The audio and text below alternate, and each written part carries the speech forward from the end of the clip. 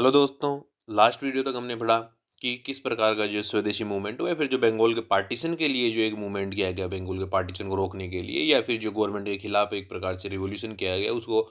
स्वदेशी मूवमेंट या फिर बॉयकॉट मूवमेंट के लिए रखा गया, जिसमें कि फॉरेन क्लोथ्स की बर्निंग की गई और फॉरेन फॉरेन क्लोथ्स और जो भी फॉरेन जो वस्तुएं थी उनको एक प्रकार से उनका यूज करना बंद कर दिया गया, जिसके बाद में हमने देखा कि उसका कैसे डिक्लाइन हुआ और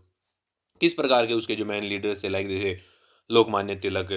और जो अरबिंदो, बंकिम चंद्र पाल, तो इन सब के साथ क्या हुआ और इन्होंने इनको किस प्रकार से एक प्रकार से इनको न्यूट्रलाइज किया गया और साथ ही में इनको अरेस्ट किया गया, और जैसे तिलक को तो 6 ईयर्स की जेल भी हुई। तो उस सब के बारे में हमने कल पढ़ा, और जिसके मेन रीज़न के बारे में अगर हम जानते हैं तो उसका मेन रीज़न था कि कांग्रेस के बीच में एक प्रकार से स्प्लिट होना, और वो स्प्लिट एक प्रकार से सूरत स्प्लिट नाम से जानी जाती है, जो कि 1907 में हुई थी, और जिसका मेन पर्पज जो मॉडरेट्स और जो एक्सट्रीमिस्ट थे उनके बीच में एक प्रकार से जो आपसी जो मतभेद हुआ, या फिर आपसी जो एक प्रकार से एक दूसरे की बात ना मानने के ऊपर जो आवाज़ उठी थी, उस वजह से ये सूरत स्प्लिट हुई थी, जिसके बारे में आज हम पढ़ेंगे कि क्या सूरत स्प्लिट थी और किसके क्या क्या इसके मेन कारण थे, तो उसके बारे में। तो इसमें हम फर्स्ट पढ़ते हैं कि रन अप टू सूरत, कि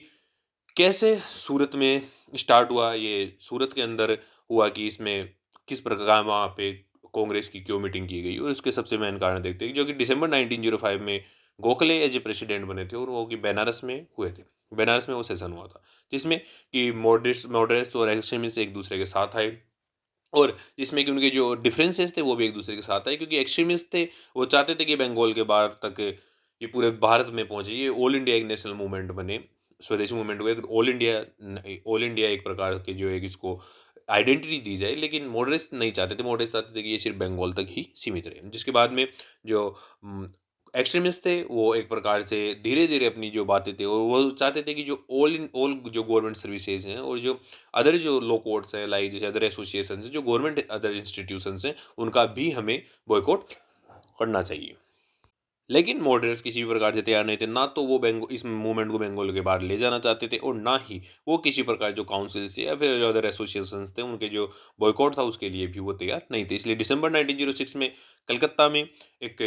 कलकत्ता में अधिवेशन होने वाला था, उसके लिए तिलक और लाजपत राय में से किसी एक को प्रेसिडेंट बनाने की बात एक्सट्रीमिस्ट के द्वारा रखी गई। लेकिन जब मॉडरेट्स ने दादा भाई नौरोजी का नाम प्रस्तुत किया, तो एक प्रकार से दादा भाई नौरोजी काफ़ी ज़्यादा रेस्पेक्टफुल पर्सन थे, तो उनके खिलाफ कोई भी नहीं खड़ा हो पाया। इस वजह से दादा भाई नौरोजी नए प्रेसिडेंट बने, और वो उनको जो एक्सट्रीमिस्ट थे और जो मॉडरेट्स थे उनके बीच में काफ़ी ज़्यादा एक प्रकार से मतभेद फिर से स्टार्ट हुआ, और उनको प्रेसिडेंट के रूप में दादा भाई नौरोजी के जो प्रेसिडेंट नियुक्त कर लिया गया, जिसके बाद में जो इंडियन नेशनल कांग्रेस थी उसका जो गोल रखा गया वो था स्वराज और सेल्फ गवर्नमेंट, जो कि जैसे यूके की या फिर अदर जो कॉलोनीज हैं, लाइक जैसे ऑस्ट्रेलिया और कनाडा, तो वहाँ पे जिस प्रकार का जो रूल चल रहा है, जिसमें कि अगर सुप्रीम हेड की हम बात करें तो वो था क्राउन थी या फिर ब्रिटिश क्राउन थी, लेकिन उसके जो अगर नॉर्मल वहाँ पे जो रूल चला रहे तो वो रूल वहाँ की सेल्फ गवर्नमेंट या फिर वहीं के लोग चला रहे थे, तो वैसा ही हमें भी एक प्रकार से एक हमारे सेल्फ गवर्नमेंट का हमें रूल चाहिए था। इस वजह से जो 1906 में जो इसका सेशन हुआ कांग्रेस का, उसमें एक प्रकार से जो बॉयकॉट और जो स्वदेशी मूवमेंट चल रहा था उसको सपोर्ट किया गया, जिसके बाद में मॉडरेट्स को एक प्रकार से एक नई थिंकिंग थी उसके लिए, जैसे कि उन्हें कॉन्स्टिट्यूशनल रिफॉर्म के बारे में कहा गया, और साथ ही में जो एक्सट्रीमिस्ट थे वो एक प्रकार से पैसिव रेजिस्टेंस के अंदर बिल्कुल ही बिजी थे। इस वजह से जो मॉडरेट्स को ये भी लग रहा था कि गवर्नमेंट इस मूवमेंट को रूथलेसली सप्रेस कर देगी, तो इन सभी जो ये एक प्रकार से मूवमेंट कर रहे हैं या फिर जो रेजिस्टेंस कर रहे हैं इनको एक प्रकार से दबा दिया जाएगा। इसलिए उन्हें लगा कि जो गवर्नमेंट हमें जो काउंसिल रिफॉर्म या फिर जो कॉन्स्टिट्यूशनल रिफॉर्म्स के बारे में जो एक नया पॉइंट दे रही है कि गवर्नमेंट काउंसिल रिफॉर्म करेगी, तो उसमें हमें एक प्रकार से विश्वास दिखाना चाहिए। इस वजह से उन्होंने इस जो मूवमेंट था स्वदेशी मूवमेंट, इसको स्टॉप करने के बारे में कहा, लेकिन मॉडरेट्स ये नहीं समझ पाए कि जो काउंसिल रिफॉर्म है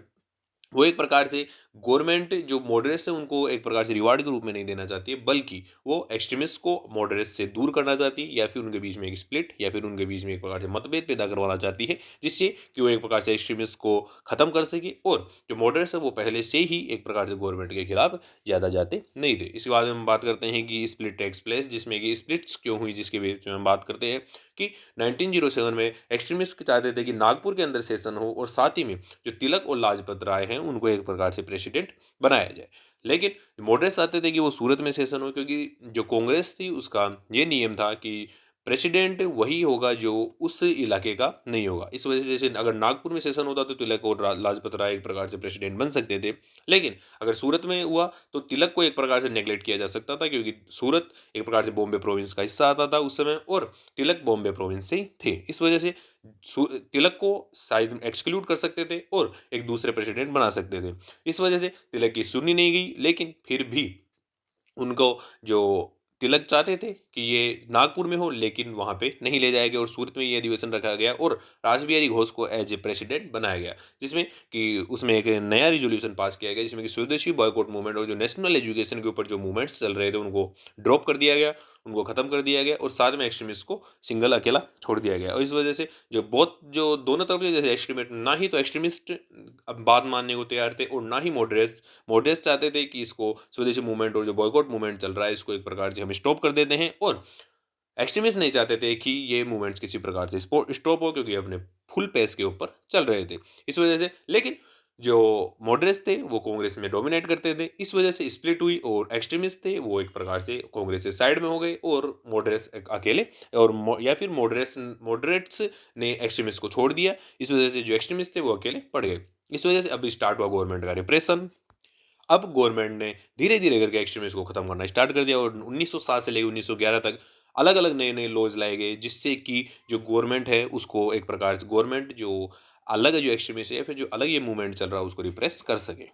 जैसे कि seditious meetings act 1907, Indian newspapers incitement of offences act 1908, criminal law amendment act 1908 और इंडियन प्रेस एक्ट 1910। तो उसमें ये अलग अलग लॉज लाई गए और साथ ही में तिलक थे उनको 1907 में सेडिशन के चार्जेज या फिर देशद्रोह के चार्जेज में उनके ऊपर चार्ज लगाए गए, जिसमें कि 1908 में उन्होंने केसरी के अंदर लिखा था कि जो ये ब्रिटिशर्स कर रहे हैं वो बिल्कुल गलत है। तो इस वजह से तिलक को गिल्टी साबित किया गया और साथ ही में उन्हें 6 साल की जेल हुई और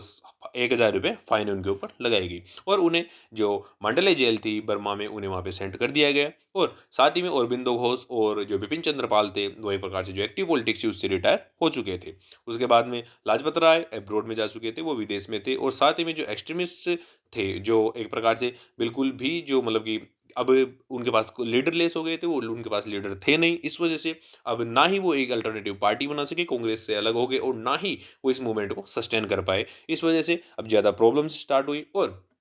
जो मॉडरेट्स थे वो अब उनके पास किसी प्रकार का सपोर्ट नहीं था, क्योंकि जो यंगर्स थे वो एक प्रकार से एक्सट्रीमिस्ट के साथ थे। इस वजह से जो मॉडरेट्स थे उनके पास किसी प्रकार का कोई पॉपुलर बेस या फिर पॉपुलर सपोर्ट नहीं रह गया था और 1908 तक जो नेशनल मूवमेंट था एक प्रकार से बिल्कुल खत्म हो गया। और साथ ही में जब ये 1914 तक बिल्कुल ही हमारे जो नेशनल मूवमेंट्स थे वो बिल्कुल ही खत्म हो चुके थे या फिर बिल्कुल ही चुप रहे। लेकिन जब 1914 में तिलक फिर से जेल से वापस आए, तब उन्होंने फिर से स्टार्ट किया इस मूवमेंट के या फिर से मूवमेंट को एक प्रकार से गति प्रदान की। उसके बाद हम बात करते हैं गवर्नमेंट की क्या क्या स्ट्रेटेजी रही, जिसमें गवर्नमेंट ने कांग्रेस को एक प्रकार से होस्टाइल कर दिया, उन्हें मॉडरेट्स और एक्सट्रीमिस्ट को आपस में लड़वा के उन्हें एक दूसरे से अलग कर दिया और एक्सट्रीमिस्ट और मॉडरेट्स के बीच में काफ़ी ज़्यादा दूरियां पैदा कर दी। साथ ही में जो गवर्नमेंट की हॉस्टिलिटी थी वो बिल्कुल भी कांग्रेस के प्रति वो संवेदनशील नहीं थे और ना ही वो कांग्रेस को कभी पसंद किया करते थे, क्योंकि गवर्नमेंट को हमेशा लगता था कि जो ये मॉडरेट्स हैं वो भी एक प्रकार से जो पेट्रियोट है अपने कंट्री के लिए और साथ ही में लिबरल इंटेलेक्चुअल्स है। क्योंकि जो मॉडरेट्स थे वो एक प्रकार से एंटी इम्पेरियलिस्ट तो थे ही, क्योंकि वो बिल्कुल भी गवर्नमेंट की किसी पॉलिसीज को सपोर्ट नहीं करते थे, लेकिन वो लॉज को तोड़ा नहीं करते थे। इस वजह से मॉडरेट्स थे वो एक्सट्रीमिस्ट थे, उनसे कम कम खतरनाक थे, लेकिन खतरनाक तो वे थे ही। तो उन्हें लगा कि हमें अब मॉडरेट्स को भी सपोर्ट नहीं करना चाहिए। इस वजह से जॉन मॉडले जो कि the secretary of the state of India थे उस समय, जो कि ब्रिटेन में रहा करते थे, उन्होंने स्टार्ट की policy of carrot and district, जिसमें कि वो एक नया नया जो रूल्स थे वो लेके आए और उनकी जो 3 प्रोंग्ड स्ट्रेटेजी थी वो उन्होंने यूज की, जिसमें कि फर्स्ट रिप्रेशन, फिर कॉन्सिलेशन और फिर सप्रेशन। जिसमें कि हम फर्स्ट स्टेज की बात करते हैं, जिसमें कि जो गवर्नमेंट थी वो एक्सट्रीमिस्ट को धीरे धीरे रिप्रेस करती थी, जिससे कि जो मॉडरेट्स है उन्हें डर लगने लग जाए और मॉडरेट्स अपने आप को साइड में कर लें इस मूवमेंट से। जिसके बाद में हम बात करते हैं सेकंड स्टेज की। मॉडरेट्स को एक प्रकार से जो काउंसिल रिफॉर्म या फिर जो कंसेशंस या फिर जो अलग अलग जो कॉन्स्टिट्यूशनल रिफॉर्म्स थे, ऐसे उन्हें जो बहाने दे के उन्हें एक्सट्रीमिस्ट से दूर कर दिया, क्योंकि मॉडरेट्स को हमेशा यही लगता था कि गवर्नमेंट जो करेगी वो सही करेगी। इस वजह से मॉडरेट्स और एक्सट्रीमिस्ट के बीच में दूरियां पैदा हुई। और फिर थर्ड स्टेज की हम बात करते हैं, तो उसमें जब मॉडरेट्स और एक्सट्रीमिस्ट एक दूसरे से बिल्कुल अलग हो गए तो एक्सट्रीमिस्ट को सप्रेस करना या फिर उनके ऊपर सीवियर सप्रेशन डाला गया, उनके सभी जो लीडर्स थे उनको अरेस्ट कर लिया गया। ये ही उनका मेन मकसद था और ये उनका जो मॉडरेट्स थे उनकी हेल्प के साथ उनका मेन मकसद मकसद खत्म हुआ। जिसके बाद हम बात करते हैं मोरले मिंटो रिफॉर्म्स की, जो कि 1909 में लाई गई या फिर एक प्रकार से केंद्रीय डिस्ट्रिक्ट पॉलिसी के द्वारा ये लाई गई, जिसमें कि अक्टूबर 1906 में हम बात करें सबसे पहले तो मुस्लिम एलिट्स थे, उन्होंने एक शिमला डेपुटेशन बनाया जिसमें कि आगा खान को एक एज ए लीडर के रूप में लाए और वो लॉर्ड मिंटो से मिले, जिसमें उन्होंने डिमांड किया कि हमें सेपरेट इलेक्टोरेट्स चाहिए, जो भी इलाके हैं जहाँ पे मुस्लिम पॉपुलेशन है हमें वहाँ पे सेपरेट इलेक्टोरेट्स चाहिए। और सेपरेट इलेक्टोरेट्स का मतलब ये होता था कि केवल मुस्लिम्स ही, अगर कोई भी अगर इलेक्शन में खड़ा होता है,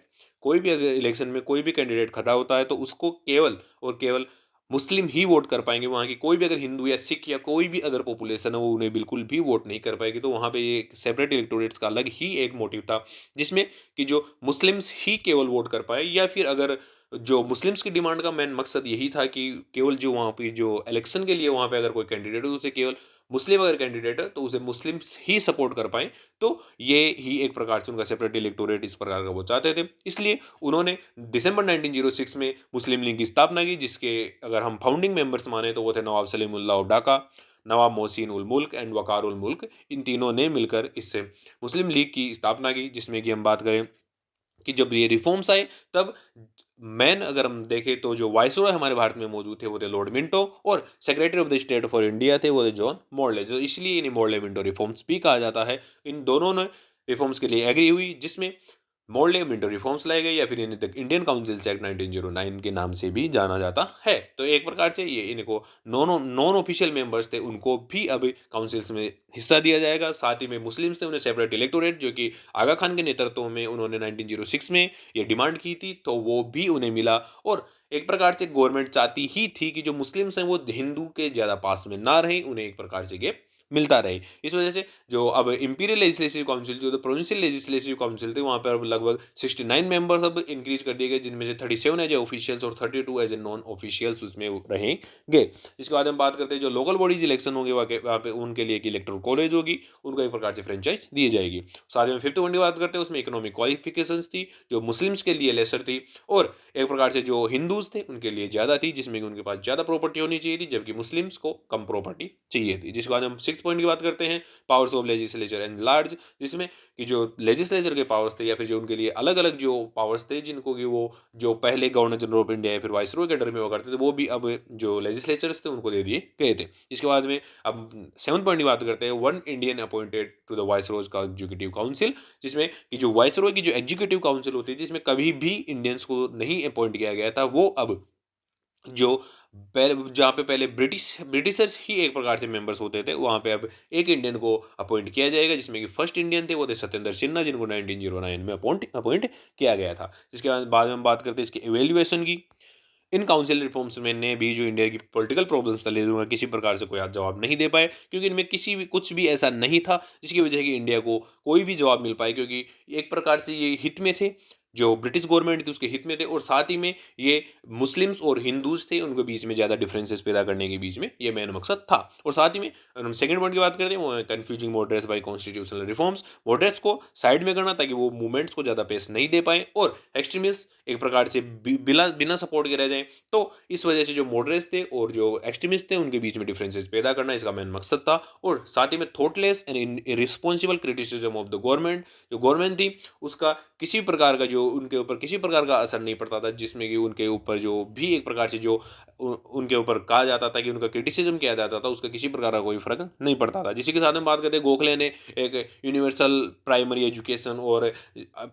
यूनिवर्सल प्राइमरी एजुकेशन के लिए उन्होंने डिमांड की, और साथ ही में उन्होंने अटैक किया रिप्रेसिव पॉलिसीज के ऊपर जो ब्रिटिश इंडिया की हमारे ऊपर चल रही थी, तो उन्होंने कंटिन्यूसली हमारे ऊपर रिप्रेसिव या फिर रिप्रेशन के लिए वो पॉलिसीज लाते तो उनके ऊपर भी गोखले ने काफ़ी ज़्यादा कहा। और साथ ही में उन्होंने एक प्रकार से जो इंडेंचर्ड लेबर थे जो भारत के बाहर किसी कंट्री में जो ब्रिटिशर्स थे उनके द्वारा ले जाए गए थे, एक प्रकार से एक मैन अगर उनमें देखा जाए तो एग्रीमेंट करवा के उनके साथ ले जाए जाते थे, जिसमें कि उनके पास एक फिक्स टाइम पीरियड होता था जिसमें वो फॉरेन में रहेंगे, तो उनके ऊपर भी उनकी जो स्थिति थी वो काफ़ी ज़्यादा ख़राब थी और उनके ऊपर बिल्कुल भी ध्यान नहीं दिया जाता था। उनकी ज़्यादा बहुत उनके साथ बहुत ज़्यादा डिस्क्रिमिनेशन होते थे, तो जैसे साउथ अफ्रीका के अंदर जो वर्कर्स थे उनके ऊपर काफ़ी ज़्यादा प्रॉब्लम्स का सामना उन्हें करना पड़ रहा था। तो ऐसी ही सिचुएशन के को कम्पीट करने के लिए गोखले ने गवर्नमेंट से डिमांड की, और साथ ही में जो पीपुल थी जो अलग अलग जो गवर्नमेंट थी या फिर जो उस समय के जो मॉडरेट एक्सट्रीमिस्ट थे वो एक प्रकार से सेल्फ गवर्नमेंट की डिमांड कर रहे थे, लेकिन उन्हें एक प्रकार से मिला बेनेवोलेंट डेस्पोटिज्म, जिसमें कि उन्हें केवल और केवल उन्हें जो टाइम था, जो ब्रिटिशर्स थे उन्हें उन्होंने काफ़ी ज़्यादा या फिर आगे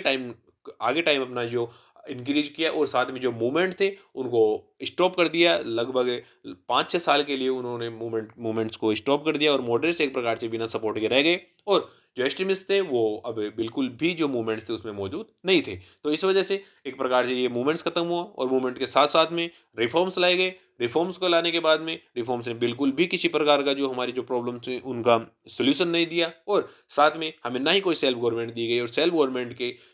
गवर्नमेंट की तो रहने दिया जाए, लेकिन अगर हम बात करें तो उन्होंने किसी प्रकार का हमें कोई भी ऐसा राइट नहीं दिया जिससे कि हमें लगे कि ये रिफॉर्म्स हमारे लिए हैं। ये एक प्रकार से मुस्लिम्स को खुश करने और मुस्लिम्स को हिंदुओं से दूर करने की मेन साजिश थी, जिसके अंडर में उन्होंने वर्क किया ताकि जो ये पॉपुलर जो मूवमेंट होते हैं उनमें मुस्लिम्स बिल्कुल भी जो हमारे जो लीडर्स हैं या फिर जो हिंदू लीडर्स थे उनका बिल्कुल भी सपोर्ट नहीं कर पाए या फिर कांग्रेस का सपोर्ट नहीं कर पाए। इसके लिए उन्होंने मुस्लिम लीग को भी काफ़ी ज़्यादा प्रमोट किया। तो आज हमने पढ़ा कि कैसे सूरत स्प्लिट हुई और किस प्रकार से आगे इनके ऊपर वर्क किया गया था और क्या क्या इनके जो एक्सट्रीमिस्ट और जो मॉडरेट्स थे उनके बीच में क्या क्या मेन डिफरेंसेस थे उनके बारे में हमने आज बात की। जिसके बाद हम आगे बात करेंगे कि कैसे लोकमान्य तिलक अरेस्टेड, उनको जेल से बाहर निकाला गया और साथ ही में उसके बाद में किस प्रकार से उन्होंने और एनी बेसेंट ने मिलके होम रूल लीग की स्थापना की और साथ में उन्होंने एक होम रूल मूवमेंट भी चलाया। तो उसके बारे में हम आगे अगले वीडियो में बात करेंगे। Thank you.